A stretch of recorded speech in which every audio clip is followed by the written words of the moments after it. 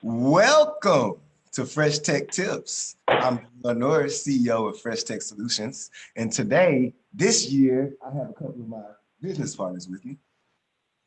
He says this year, like we weren't here last year. I'm Nicholas and Daniel, founder of Aegis Project Management LLC.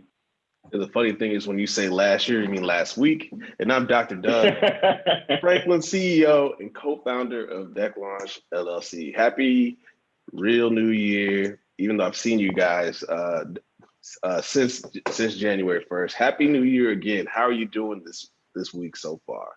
Man, I'm doing lovely, man. Ready to get this year started, man. We got a lot of stuff planned. I'm just ready to get it Ready to in. blast off. I'm excited about this background. So yeah, how you feeling, Nick? I'm feeling good, man. Happy not 2020 anymore. It's just feeling optimistic. Feeling optimistic. And good to see you guys. Great to get started. Awesome, Doug? man. Doing great over here. Just happy to be on the pod with you guys. And I'll be even happier when I stop writing 2020 and don't have to scratch that last zero out and turn it into a one. Been doing that too much already. Right. So everybody, today's Fresh Tech Tip topic is blast off. Nick, hit us with one of those 2021 definitions of yours. What do we mean by blast off? Blast off. Yeah, man, we're trying to make business owners and entrepreneurs go SpaceX this year, man. We're trying to launch, try to blast off. And really what we're thinking about, since we're ending last year and coming into this year, is kind of taking what we had from last year, digesting it and then using that as a platform to go to newer heights in 2021, because the only way is forward and upward. And so trying to just discuss some of those things that we're thinking about with our viewers who are, kind of on the same journey that we're on, can give them some things to spark their thought. So that's where we are. So we picked 4 things because of time, because there are definitely a lot of things, but 4 things and because of time that we want to talk about that we think will help you blast off in 2021. And speaking of time, if y'all noticed, we were on time today. 12 o'clock, like you said, starting 2021 off right. It was on time. So, like you said, we're gonna give y'all four things that we kind of came up with to help blast your business off. The first one, let's hop right in it, is lessons learned. Man, I know y'all had a lot of lessons from 2020. So, go ahead and evaluate and analyze that, and try to grow from those lessons learned, because there's so many lessons that we personally learned at Fresh Tech and Deck Launch that we're going to be definitely using to help our 2021 way more successful. Definitely. And the reason why I wanted to leave this kind of open-ended is because everybody went through a different story in 2020. So it's up to you to really take conscientious time and just kind of, categorize, things that happen, the major things that happen, because so many things happen, you're probably going to forget a few things. And small things might be just as important as some of the larger things that happen, or even, I should say, more useful to you and your business. So it's good to capture, okay, what can I grab from this? How's this going to help me moving forward, or is this a waste of my time? Yeah, and Nick said it the best as he closed up. You want to make sure that you are stratifying them. So basically, stack everything up like you would. Like when you play cards and things of that nature, find a couple matches for the good things that happened during the year, for the things that weren't so good, the things that you were confused about, and you're not sure if they're going to work. Because if you know those 3 things, the good, the bad, sometimes it's 4, because there's sometimes the ugly that's really bad, and there's things that you don't necessarily know where they fit. When you have all of that evidence, it makes it easier for you to plan as you move through the year. And we say that we literally just talked to you guys about the fiscal year versus the business year. So maybe right now, some of you guys are in the planning phase. This is something you should probably get all hands on deck for this first full week back at work. Yeah, definitely. So take those lessons learned and turn them into something positive, and try to use that information to elevate yourself. So let's hop into the next one. This is one of my favorites, and something that I'm still working on and I need to work on. Like we say all the time, we are literally practicing what we preach, and sometimes we don't even do that, but we try. So the next one is going to be user reviews. We've said this before, getting those reviews, and I think Doug had an excellent stat about user reviews and buying products, but get that feedback from your customers. You need that feedback from your customers. It helps to validate you as a subject matter expert. Yeah, I think you're talking about 92% of customers are hesitant to pull the trigger on businesses or products that have no reviews at all. So that 92%, that's pretty staggering. So Yes. The first thing you got to do is ask for it. Our mentor, Mark, always asks for reviews after he delivers a product or he gives you any advice. Is, hey, just tell other people about what I've done. And this just sounds simple, but people are afraid to ask it. They feel awkward. I mean, I know I feel awkward asking someone to go and say something nice about me. It doesn't seem humble, but it's something that you have to do because there's a customer out there that needs your services. And they just want someone else to tell them that it's okay for them to come to you. So if you think about it that way, you want to help as many customers as you can. And sometimes your reviews are the only way to get them to you. Yeah, and the way you can ask is you can ask a lot of different ways. But one thing that I like is this direct link.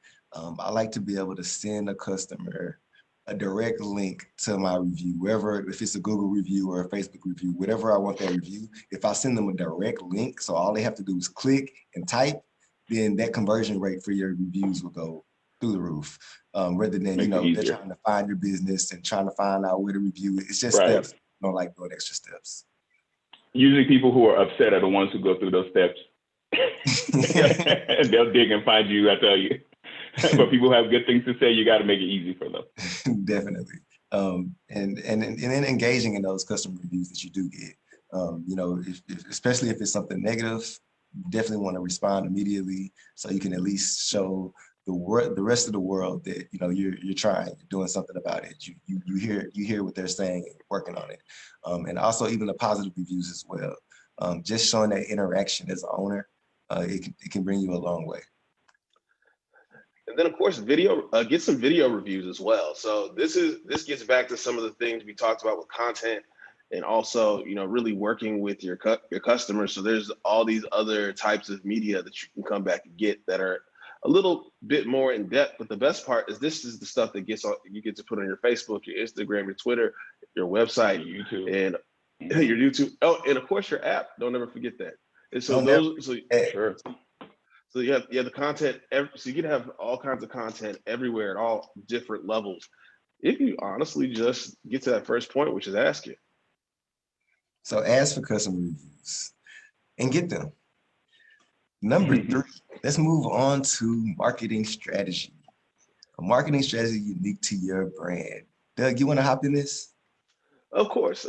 So one of the things that we'll talk about a little bit now and a little bit later is really just understanding that even though this year is about growth, it's about profit. So there's certain things that you want to do. So the marketing strategy thing that aligns with the money is really making sure you know your target market. Focus on your niche. It doesn't have to be everybody. You don't need to be a superhero this year. You just need to grow and make enough money that you can invest back into your business. And then of course, go ahead, bro. I was just gonna say it's on the same lines of you can't target everyone. That's very important because that was one of the things that I did wrong when I first started Fresh Tech. I tried to target everyone. So you can't target everyone, but you can make everyone target you. So figure that out, and you will be golden. Yeah, right. So so the course that works a little bit with the user reviews we were talking about, but this is also about your digital marketing. You really have to target those specific social medias that are right for you, and then also your website. You have to update your website just to keep up with the strategies that you have that you got to change. I mean, even right now, Right now, we're in the process of making sure both of our websites get updated so that we're giving you everything that you need, plus some of the other bells and whistles that you need to also know to continue validating what we do for you in our community. I got a question. I got a question for you, Ross. So what about those businesses and those legacy businesses, old time businesses, whatever you want to call them, that have made it through 2020 and are operating without a website, without really, any kind of truly modern and digital processes?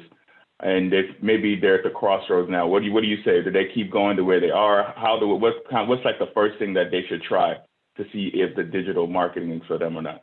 The first thing they should do is come see this white and blue wall. Coming office. They need to talk to Fresh Tech about getting their tech fresh. But no, right. You're absolutely right. It is a lot of these bigger corporations that they just have a stagnant website that they've created in 1999. I hate to see it personally. As a tech guy, it irks my nerves when I go see a website that's not in this century. So I definitely think that's a point that needs to be made.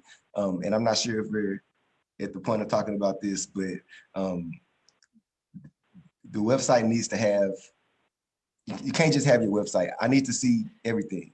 This is something that I've been running into a lot lately, especially with some of the Black-owned businesses that we've been working with. They might have no Instagram, no Facebook, no website, and so, or just one or the other, and that's something that I think that needs to happen in 2021. If you're not on every platform, I don't care if it's your target platform.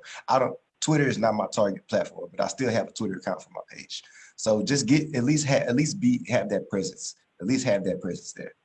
And the reason is because they all kind of work together, right? They all kind of feed into each other. So it makes sense for you to have, all of them. But if you were going to start somewhere, definitely start with the website. And when you're doing your website, since we're talking about unique branding, I think it's time for people to, I know our phones are awesome, but invest in a photo session with you and your team, or a video, or with a videographer. I can talk today, because it makes a huge difference when you get with a professional, and it's really going to make your site that much better. And also, if you're someone who's on the fence, by the time you go through that process, you're going to like the process a lot more. It's going to be something that is speaking to you, something that you've invested not only your resources in, but your time and your good feelings into. So that's going to come across on your marketing or whatever is your unique brand. Yeah, because this year in 2021 is going to be the year of the small business, and that's one of the things you got to know. The cool fun statistic that I found from Salesforce said that 58% of customers prefer small businesses. So we're talking about almost 6 out of 10 people, and probably the other 4 are buying from Amazon from a small business they don't even know. Right. And so right. and so this is your year to really stand out in front of what some of these other corporations are doing, and get people involved with your blessing. And this is a good place to start, is getting that marketing going.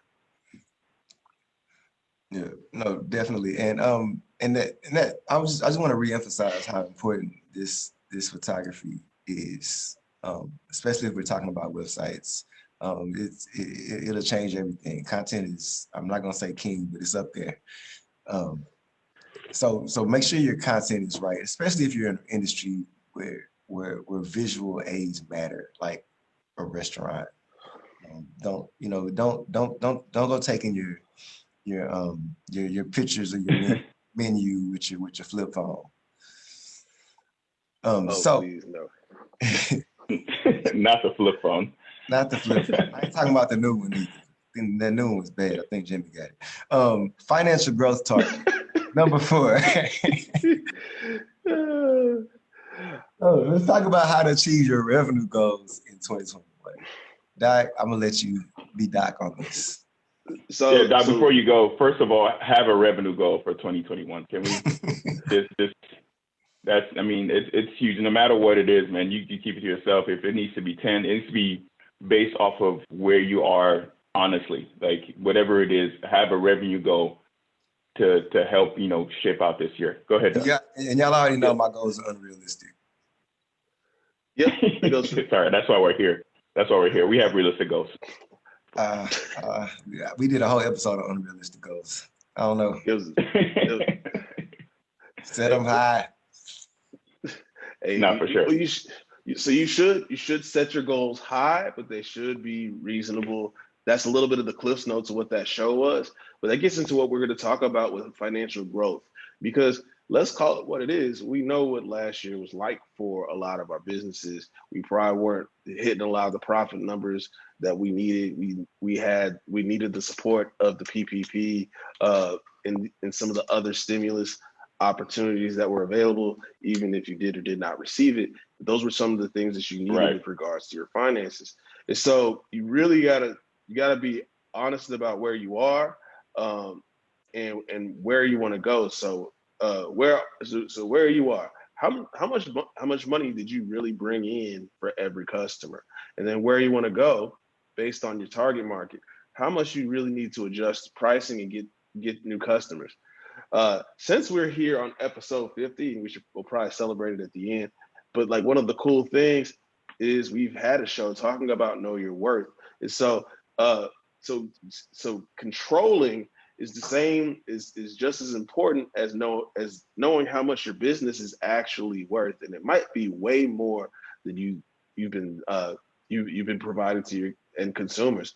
So and it also could be way less. It could be way less. But you need to know what it is, regardless of what it is.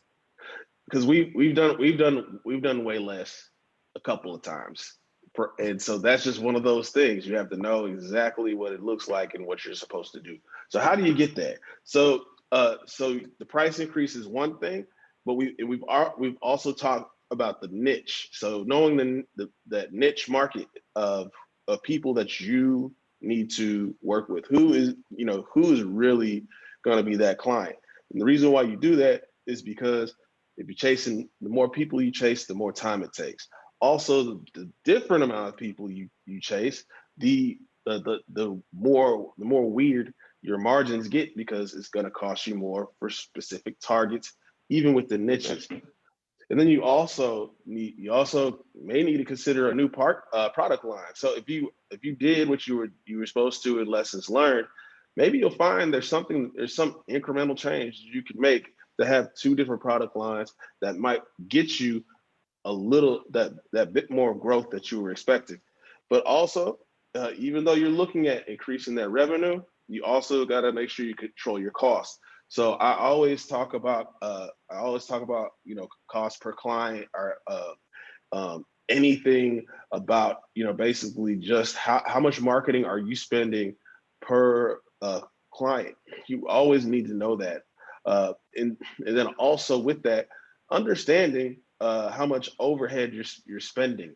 So 2020 probably looks crazy because there were so many things that we had to spend money on to keep our businesses alive that we didn't think about. But if you go, while you go into 2021 swinging, think about some of that overhead that you probably use, but you didn't necessarily need, that you could hold back, because we're still kind of in a weird time where you don't know if we'll ever shut down. Do I think so? I have no clue, and that's why that's not what my doctorate is in.